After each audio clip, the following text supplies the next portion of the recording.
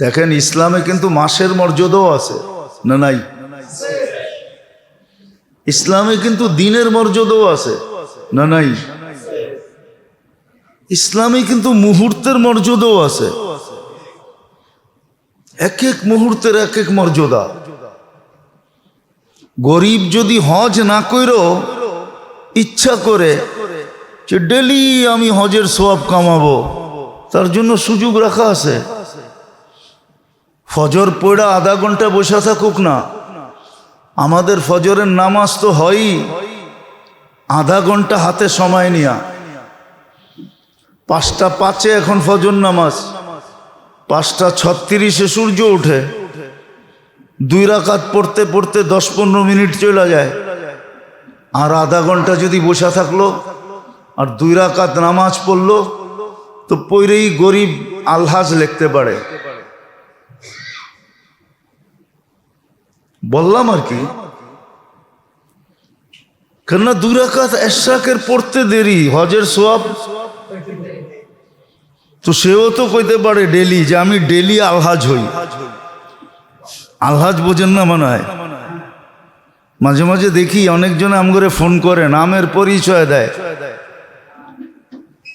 আলহাজ অমুক আমি। কি এটা একটা ট্রেডিশন হয়ে গেছে আলহাজ। গরিব যদি পাশে থাকে ও মুস্কি হাসি দিয়া বলতে পারে, একবার হজ করি আপনি আলহাজ বলেন, আমি তো ডেলি ফজরের পর একবার করে হজ আমল নামায় লেখাই, তাইলে আমার কত বড় আলহাজ লেখা দরকার, ঠিক না? ও তো লেখা দরকার একবারে আল লেখা একটা লম্বা টান দিব, পৃষ্ঠার খাতার শেষে যায়া লিখবো হজ, ঠিক না? সুযোগ দিছেন আল্লাহ। সময়ের দিক দিয়েও সুযোগ দিছেন, বদনের দিক দিয়েও সুযোগ দিছেন, শারীরিক ইবাদতের দিক দিয়েও সুযোগ দিছেন। সুযোগ যদি না দিতেন তাহলে আল্লাহ চেঞ্জ করতেন না। আল্লাহর মতো সত্তার সামনে দাঁড়ায়া থাকা এটাটাই শুভনীয় মনে হয়। কি বলেন? বিবেক কি বলে? মনে হয় বুঝাইতে পারি নাই। দেশের সবচেয়ে বড় পদস্থ লোকের সামনে যায়া কি যাই লেপটিমেরা বয় নাকি? কি করে? মানে দাঁড়ায়া থাকাটাই হলো কি কি আরে বলেন না, এটাই পদ্ধতি, ঠিক না? এটাই আদব। আল্লাহর সামনে দাঁড়ায়া থাকাটাই হলো আসলে কি, এটাই সর্বযুক্তিতে এটাই বলে দাঁড়ায়া থাকো। কিন্তু আল্লাহ কি বলে? বসতে পারো না, চেয়ারে বসো। আল্লাহ চেয়ারেও তো বসতে পারি না, আল্লাহ বলে শুয়া যাও। কি শুয়া ইশারায় নামাজ হয় না? হয় না? হ্যাঁ, কিন্তু আসলে বিবেক কি বলে? প্রথমটা কি বলে? আল্লাহর সামনে দাঁড়ায়া থাকাটাই যুক্তিসঙ্গত, ঠিক না? হ্যাঁ, সর্বদিক দিয়ে আল্লাহর মতো সত্তার সামনে বইব, ভয় তো ভয় কি করে, দাঁড়াই থাকা উচিত। কিন্তু আল্লাহ বান্দাকে সুযোগ দিছে, না দাঁড়াইতে পারো না, বসো। আল্লাহ বসতে পারি না, শো। আল্লাহ রুকু সেজদা করতে পারি না, ইশারা করো, ইশারা করো, তুমি ইশারা করো। তো এটাই হলো আল্লাহর কাছে সবচেয়ে বড়। আল্লাহ সুযোগ দিছে বান্দাকে, শারীরিকভাবে সুযোগ, শারীরিক ইবাদতের জন্য সুযোগ দিছেন, যেটাকে ইবাদতে বদনি বলে। শারীরিক ইবাদতের সুযোগ শেষ মুহূর্ত পর্যন্ত দিছেন। ইশারা যেটা, এটা শেষ মুহূর্ত। বলে এরপরে না পারলে অপেক্ষা করো, দেখো তুমি সুস্থ হওয়া পর্যন্ত অপেক্ষা করো। যদি সুস্থ হইলা তাইলে তুমি এটাকে রিপিট করলা, কাজা করলা। আর সুস্থ হইলা না তাহলে আমরাও লিখবো না, আমরা লিখবো না। বরং উল্টাটা লিখবো, তোমাকে সোয়াব দিব, সোয়াব। এটা কাজা লেখা হবে না। এরকম মালের দিক দিয়ে আল্লাহ সুযোগ নিয়ে আসছেন, যাদেরকে সম্পদ দিছেন। অনেক সময় দেখা যায়, যেরকম হাদিস মনে উঠলো বলতেছি, গরিব মানুষের সবচেয়ে বেশি, বিপদগ্রস্ত মানুষের সবচেয়ে বড় অভিযোগ আল্লাহর উপরে, আমাদের উপরে বিপদ আনলেন কেন, আমাকে গরিব বানাইলেন কেন। যেমন বাংলায় গান আছে, কবিতা আছে, যে আমাকে গরিব বানাইলেন কেন, আর মক্কা মদিনা দূরে করলেন কেন। আমাকে যদি গরিব না বানাইতেন আর মক্কা মদিনা দূরে না করতেন, কাছে থাকতো, তাহলে রিক্সা দিয়া যেতাম গা, নাইলে হাইটেই যেতাম, ঠিক না? আর যদি ধনী বানাইতেন তো টাকা দিয়া যেতাম। কিন্তু আল্লাহ এই অভিযোগ ভুল। কেন আল্লাহ 14 ভাবে মানুষকে হজের সোয়াব দেওয়ার জন্য তৈয়ার আছেন। কয়ভাবে? 14 প্রকার, 14 ভাবে হজের সোয়াব নেওয়া যায়। একটা করেন নাই, 14টা করছেন।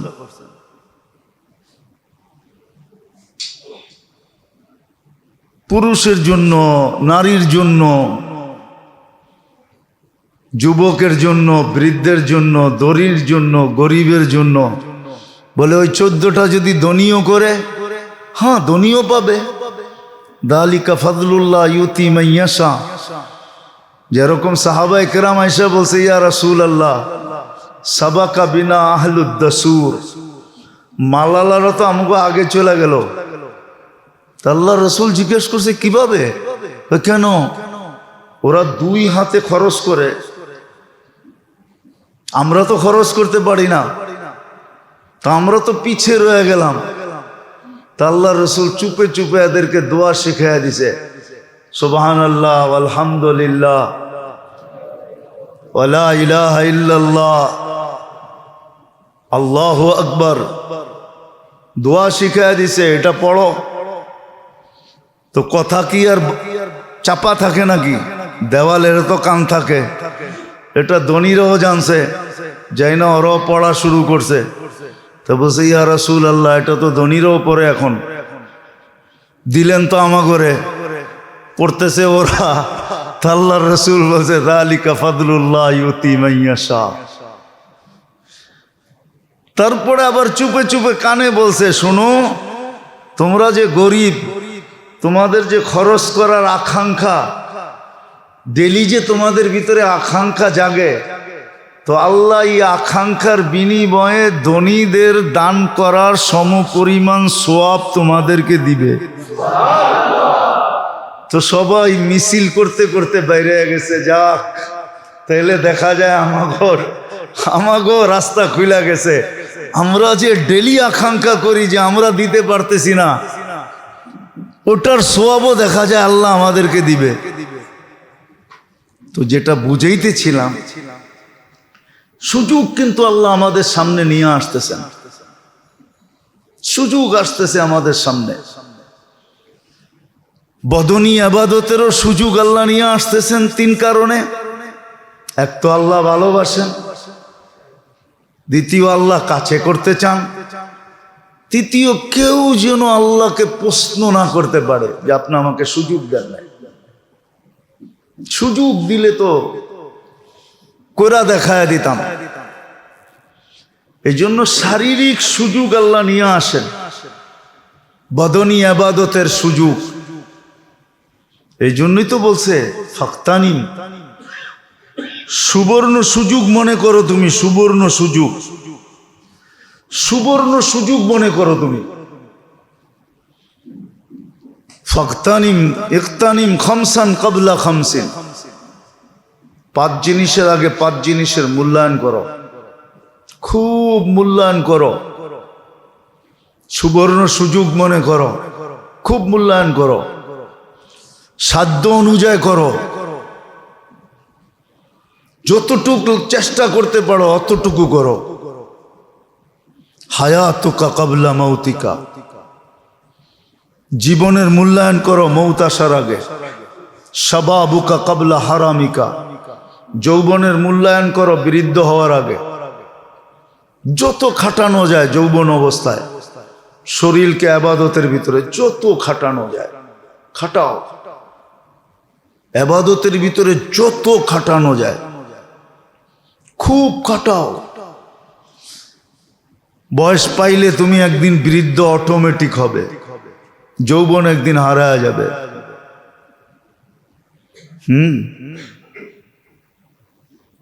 একদিন হারায় যাবে। ফারাগুকা কাবলা শগলিকা, যতটুক সময় তুমি ফারেক পাও, কর্মব্যস্ততাহীন যতটুক সময় পাও, এটাকে খুব কাজে লাগাও, খুব ইবাদতে লাগাও, বন্দেগীতে লাগাও, খুব লাগাও। গিনাউকা কাবলা ফকরিকা,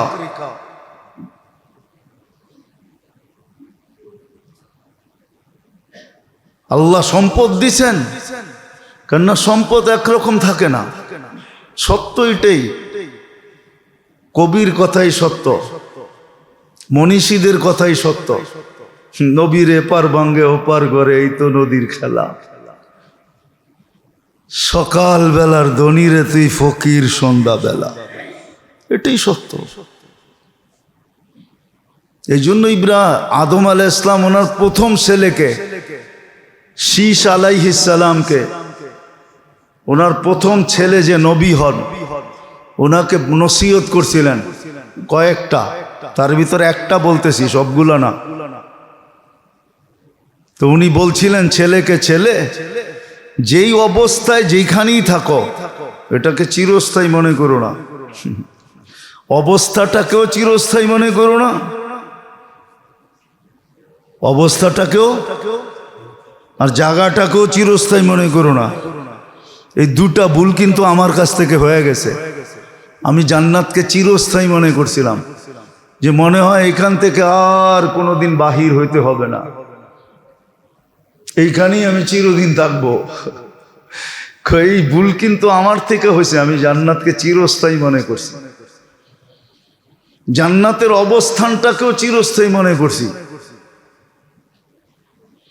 কিন্তু আমি চিরদিন থাকতে পারি নাই। বিধায় তোমাকে নসিহত করতেছি, চিরস্থায়ী মনে করবে না। সত্য এটাই। এই জন্যই সুযোগ আল্লাহ নিয়ে আসেন, এই জন্যই বলছেন গিনাউকা কাবলা ফকরিকা। এখন মাল আছে, কালকে নাও থাকতে পারে। এখন মাল আছে, কালকে নাও থাকতে পারে। আল্লাহ কিন্তু মানুষকে বুঝেইছেন, কিন্তু মানুষ বোঝে নাই। বললাম না, না বুঝার কারণ কি জানেন? ওই যে একটু আগে বললাম না, সবাই ধর্মকে, দুনিয়াটাকে, সিস্টেমটাকে বিবেক, বুদ্ধি, বিদ্যা এটার অধীন করে বসতে চাইছে। আর বিবেক তো এরকমই, বুদ্ধি তো এরকমই, দুনিয়াবি বিদ্যা তো এরকমই, যে মানুষকে ও শুধু নিয়ে খেলবে। কি করবে? কি করবে? খেলবে, খেলবে। গোল হইলে ফুটবল রে চুমাও দেয়, ঠিক না? দেখছেন ফুটবল খেলা? দেখছেন কখনো? দেখেন টেকেন তা না মনে হয়, ঠিক না? দেখেন গোল যখন হয়, তো যে গোল দেয় ও দেখবেন ফুটবলটা নিয়ে চুমা দেয়, আবার একটু পরেই লাথি দেয়, ঠিক না? আরে যদি প্রশ্ন করেন, ওই বেউকুফ, একটু আগে না চুমা দিলি, চুমার জিনিসটা আবার পায়ে লাগাস কেমনে? কি যুক্তিতে হয়? এটা লজিকে হয়? একটু আগে চুমা দিলাম এটাকে, এখন ঠোঁটের জিনিসটা আবার পায়ে লাগাইতেছে, ঠিক না? ওর তো উচিত ছিল যেটারে চুমা দিছি এটা বাদ, নতুন একটা বল নিয়ে আয় যেটার গায়ে চুমা লাগে নাই, ঠিক না? আল্লাহ বান্দাকে কাছে করতে চান, কাছে করতেও চান। দুনিয়ার সমস্ত বড় পদস্থ মানুষ সবাইকে কাছে করতে চায় না, এটা হলো দুনিয়ার সিস্টেম। দুনিয়ার যত বড় মানুষ আছে, উচ্চ পদস্থের মানুষ আছে, ওনারা সবাইকে কাছে করতে চান না। ওনারা কাছে কাউকে করলো বাইছা বাইছা করেন। আবার এই বাছার ভিতরও তাকায় তাকায় দেখেন যে আমার স্বার্থ কতটুকু সিদ্ধি হবে।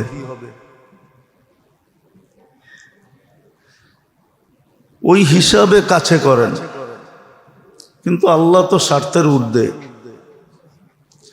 আল্লাহ সবাইকে কাছে করতে চান। এরকম কোনো ব্যক্তি নাই, এরকম কোনো নারী নাই, পুরুষ নাই, যুবক নাই, বৃদ্ধ নাই, যাকে আল্লাহ কাছে না করতে চান। এই জন্য সবার কাছে আল্লাহ সুযোগ নিয়ে আসেন। প্রথমত তো ভালোবাসার কারণে, দ্বিতীয় আল্লাহ সবাইকে কাছে করতে চান। আবার স্তরও দিছেন। হ্যাঁ, কাছে করার জন্য স্তর দিছেন। দুনিয়ার যারা পদস্থ, বিত্তশালী, সম্পদশালী, এরা ভাবে মনে হয় আল্লাহর কাছে হওয়া যাবে না। না, এদের জন্য বিরাট বিরাট পদের ঘোষণা আছে, কাছে হওয়ার বিরাট বিরাট। নইলে এই হাদিস কেন আসতো যে নরম নরম বিছনায় যারা আল্লাহর জিকির করে, আল্লাহকে বৈশা স্মরণ করে, এরাদেরকে উচ্চ উচ্চ মাকাম দেওয়া হয়। আল্লাহর কাছে পারমিশনই আছে, ডিমোশন নাই, নিচে নামান না, বরং আরো উপরে উঠায় দেন। এই জন্যই তো ওমর রাদিয়াল্লাহু তাআলা আনহু আল্লাহর শুকরিয়া আদায় করতে যে চোখ দিয়া পানি পর্যন্ত চলে আসছে, যে আল্লাহর শুকরিয়া এত বড় মেহেরবানি।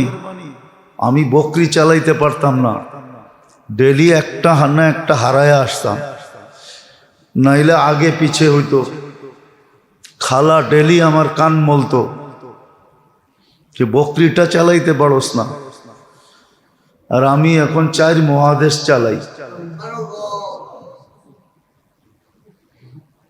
তো আল্লাহ উপরে উঠায়, নিচে নামায় না, এটা আল্লাহর সিস্টেম। তো আল্লাহ বন্দার কাছে সুযোগ নিয়ে আসেন, সর্ব ধরনের সুযোগ। যেমন বললে বলা যায়, ইবাদতের, নৈকট্যের সর্ব ধরনের সুযোগ নিয়ে আসেন। প্রথমটা তো হলো ভালোবাসার কারণে, যে আল্লাহ বান্দাকে অনেক ভালোবাসেন, যেই ভালোবাসার বর্ণনা দিয়ে শেষ করা যাবে না। কেন আল্লাহর ভালোবাসা, আল্লাহ যত বড় তার ভালোবাসাটাও এত বড়, ছোট না। দ্বিতীয়, আল্লাহ বান্দাকে কাছে করতে চান, সবাইকে কাছে করতে চান, গরিবকে, ধনীকে, শাসককে, শাসিতকে। কিন্তু অনেক সময় দেখা যায় আলী রাদিয়াল্লাহু তাআলা আনহুর কথাই সত্য হয়, মানুষ তার বিবেককে প্রাধান্যতা দেয়। একটা কথা মনে গাইথা রাখেন, মুসলমান যদি ইসলামকে, দিনকে আকল দিয়া না বসতো,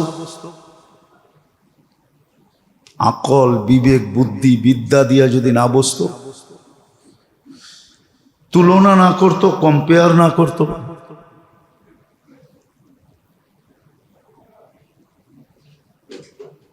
যদি আকল, বুদ্ধি, বিদ্যাকে দিনের অধীন করত, যে আমার আকল কি বলে গুলি মারো, দেখো আমার দিন কি বলে, আমার বিবেক কি বলে এটারে রাখো, দেখো আমার দিন কি বলে, আমার বিদ্যাকে একদিকে রাখো, দেখো আমার ধর্ম কি বলে, এটা যদি মুসলমান মানতো, তাহলে আজকে মুসলমানের এই দুরবস্থা হতো না, আমাদেরও এই দুরবস্থা হতো না।